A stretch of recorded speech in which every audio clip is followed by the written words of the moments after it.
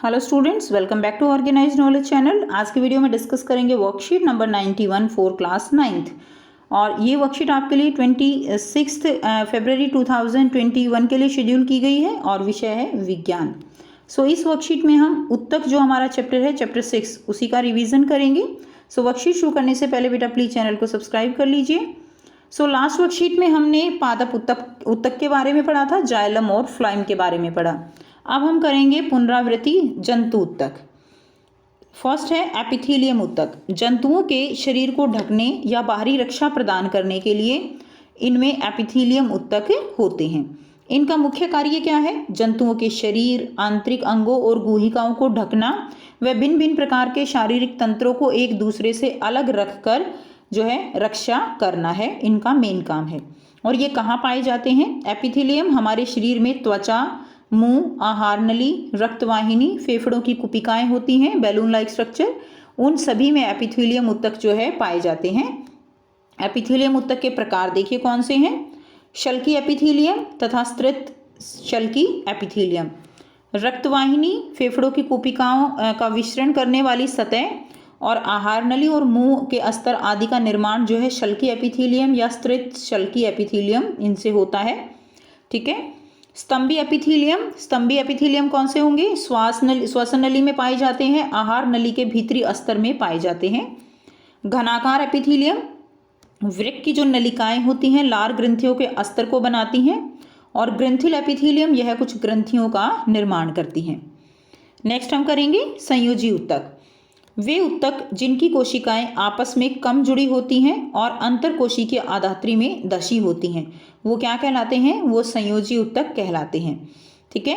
संयोजी उत्तक के दो भाग हैं, कोशिका और अंतरकोशिकीय आधात्री।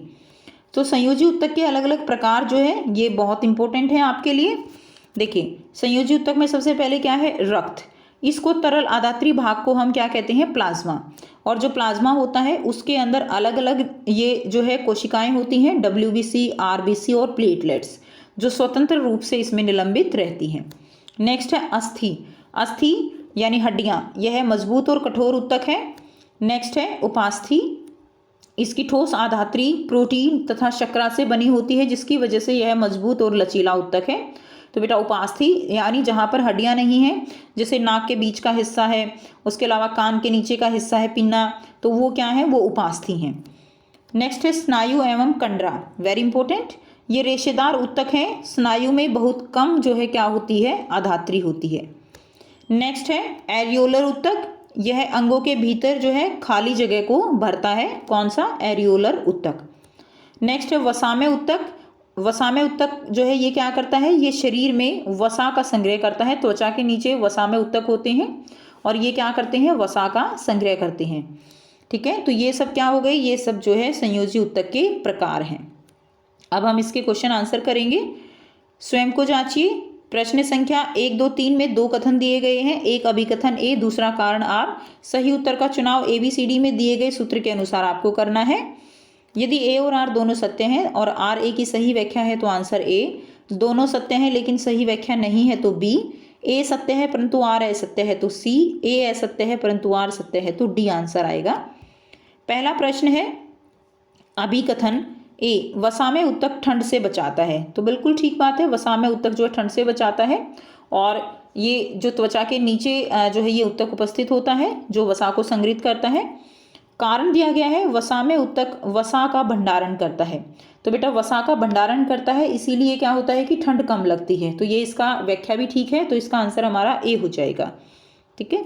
नेक्स्ट देखिए प्रश्न 2, स्नायु एवं कंडरा रेशेदार संयोजी उत्तक होते हैं। अभिकथन दिया गया है, बिल्कुल ठीक है। स्नायु एवं कंडरा जो है ये रेशेदार उत्तक होते हैं। कारण दिया गया है स्नायु अस्थि को अस्थि से और कंडरा मांसपेशी को अस्थि से जोड़ता है। तो ठीक है, स्नायु जो है वो अस्थि को अस्थि से जोड़ता है और कंडरा जो है वो क्या है? मांसपेशियों को अस्थि से जोड़ता है। ठीक है। तो ये जो है दोनों ही ठीक है, लेकिन ये इसकी व्याख्या सही नहीं कर रहा, तो इसका आंसर बी हो जाएगा। नेक्स्ट देखिए प्रश्न 3 है अभिकथन, श्वास नली एवं आहार नली का भीतरी अस्तर स्तंभी एपिथेलियम से बना होता है। तो ठीक है, स्तंभी एपिथेलियम से बना होता है। कारण दिया गया है रक्तवाहिनी के अस्तर में घनाकार एपिथेलियम उत्तक होता है। तो ये तो गलत है। ठीक है, तो हमारा ए ठीक हो गया, आर गलत हो गया, तो आंसर हमारा सी हो गया। पहले का आंसर हमारा ए, दूसरे का आंसर हमारा बी और तीसरे का आंसर हमारा सी। नेक्स्ट है प्रश्न 4, अस्थि और उपास्थि में अंतर स्पष्ट कीजिए। तो यहाँ से आप लिख सकते हैं अस्थि और उपास्थि में अंतर। अस्थि यह मजबूत और कठोर ऊतक है, ठीक है, और उपास्थि इसकी ठोस आधात्री प्रोटीन और शर्करा की बनी होती है, जिसकी वजह से यह मजबूत और लचीला ऊतक है। तो यही आंसर आपका हो जाएगा क्वेश्चन नंबर 4 का। नेक्स्ट देखिए क्वेश्चन नंबर 5 है, एपिथेलियम ऊतक के कार्य लिखिए। तो बेटा एपिथेलियम ऊतक के कार्य जो है आपको लिखने हैं, तो हमने ऊपर से अभी किया है एपिथेलियम ऊतक के कार्य। सो यहाँ से इनका मुख्य कार्य यहाँ से लिख देंगे। इनका मुख्य कार्य जंतुओं के शरीर, आंतरिक अंगों, गुहिकाओं को ढकना, भिन्न भिन्न प्रकार के शारीरिक तंत्रों को एक दूसरे से अलग रक्षा करना है। तो ये जो है आपका क्वेश्चन नंबर 5 का आंसर हो जाएगा, ठीक है। सो ये आपका यहाँ से इसका मुख्य कार्य है ना, सारा दिया हुआ है, ये लिख देंगे। नेक्स्ट देखिए, नेक्स्ट दिया गया है प्रश्न 6, संयोजी ऊतक के विभिन्न प्रकार क्या हैं। तो संयोजी ऊतक के विभिन्न प्रकार देखिए, आपको प्रकार लिखने हैं, नाम लिख दीजिए। रक्त, नंबर 1 रक्त, नंबर 2 अस्थि, नंबर 3 उपास्थि, नंबर 4 स्नायु एवं कंडरा, ठीक है, नंबर 5 एरियोलर ऊतक, नंबर 6 वसामय ऊतक। तो 6 प्रकार आपको यहाँ पे लिख देने हैं, ठीक है। तो कितने हो गए ये 6। ये हो गया आपका क्वेश्चन नंबर 6 का आंसर। सो ये हो गई आपकी आज की साइंस की वर्कशीट एंड आई होप आपको ये वर्कशीट क्लियर है। अच्छे से इसको रिवाइज कीजिए, याद कीजिए। रिवीजन है बेटा, ज़्यादा डिटेल नहीं कराई जा रही है, ठीक है, क्योंकि आप ऑलरेडी ये चैप्टर कर चुके हो। सो एनसीईआरटी के क्वेश्चंस आप उनको अच्छे से कीजिए। कोई डाउट है कमेंट सेक्शन में कमेंट करके पूछ सकते हो। अगर वीडियो अच्छी लगी तो लाइक कीजिए, शेयर कीजिए और चैनल को सब्सक्राइब कीजिए। So thanks for watching students, have a nice day.